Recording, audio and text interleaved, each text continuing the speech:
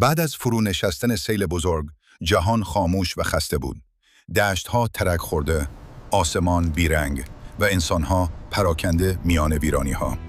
در این میان مردی آرام قدم برمی داشت. یقتان، پیامبری که نامش کمتر شنیده شده، اما دلش سرشار از نوری بود که جهان هنوز به آن نیاز داشت. او روزها از صخره‌های بلند گذشت، شبها زیر آسمان خاموش دعا کرد و عصای چوبیش با نشانه‌های نورانی راه را روشن می‌کرد. هر جا قدم می‌گذاشت، طبیعت انگار بیدار می‌شد.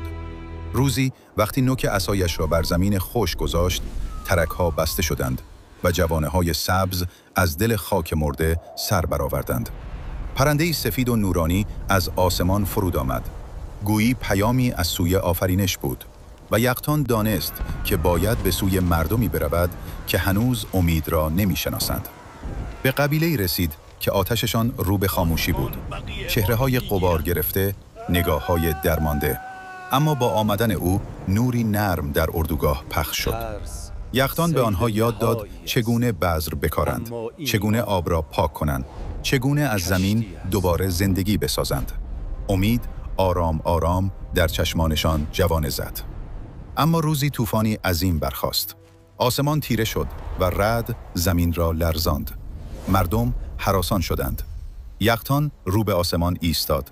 عصایش را بالا برد و نوری طلایی از میان ابرها شکافته شد. طوفان آرام گرفت و همه فهمیدند که این مرد نه یک مسافر، بلکه پیام‌آور زندگی است.